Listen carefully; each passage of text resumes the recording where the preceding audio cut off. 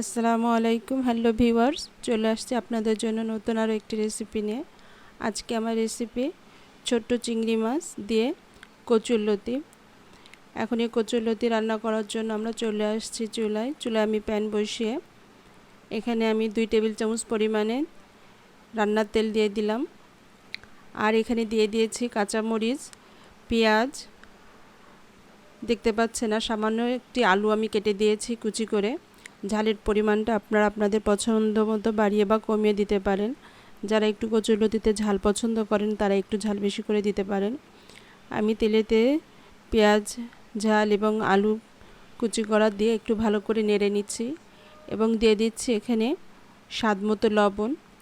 আমি এখানে জিরা এবং রসুন একসাথে আমার আগে থেকেই ঘরে বাটা ছিল, সেটি দিয়ে দিলাম। আর দিয়ে দিলাম হাফ চামচ পরিমাণে আদা বাটা, হাফ চামচ পরিমাণে এখানে লাল মরিচের গুঁড়া দিয়ে দিলাম, আর হাফ চামচ আমি হলুদের গুঁড়া দিয়ে দিচ্ছি। দিয়ে আমি ভালো করে পেঁয়াজের সাথে নেড়ে মশলাটি একটু নেড়ে কষিয়ে নেব।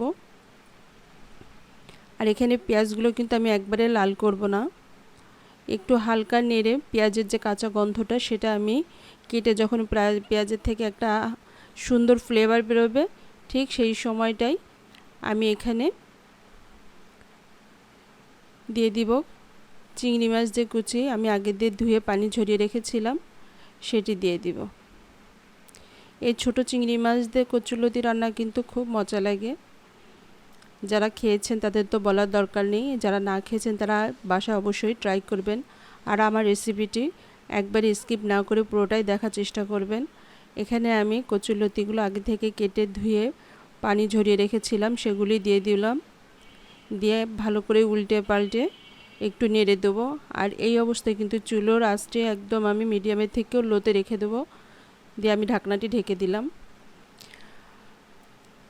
ফিরে আসতে কিছু সময় পরে আসার পরে দেখতেই পাচ্ছেন আমার কচুরলতি থেকে যে পানিটি বেরিয়েছে সেই পানি থেকে কিন্তু কচুরলতিটা কিছুটা নরম হয়ে আসছে। এভাবে কিন্তু আমি 2-3 বার উল্টে পাল্টে দিয়েছি, আবারও আমি ঢাকনা দিয়ে ঢেকে দিচ্ছি।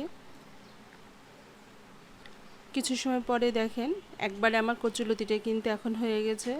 আমি এখানে কোনো পানি ব্যবহার করিনি, কচুরলতি থেকে যে পানিটা বেরিয়েছে সেটি থেকেই কিন্তু কচুরলতিটা আমার সিদ্ধ হয়ে গেছে। এটি কিন্তু রান্না করতে গেলে একটু ধৈর্য ধরে রান্না করতে হবে। আমার কচুরলতি কিন্তু হয়ে গেছে, আমি এখন এটি নামিয়ে নিব। আমি এখানে একটি প্লেট নিয়েছি, প্লেটে এখন আমি এটি নামিয়ে নিচ্ছি। যারা একটু ভিজে ভিজে খেতে চান তারা একটু ভিজে ভিজে অবস্থায় নামাতে পারেন যখন অল্প। আমি এটা একদম একবারে ভিজেও থাকবে না, একবারে শুকনো হবে না, সেই পর্যায়ে এটা নামিয়েছি। এটি গরম ভাতের সাথে খেতে খুব ভালো লাগবে।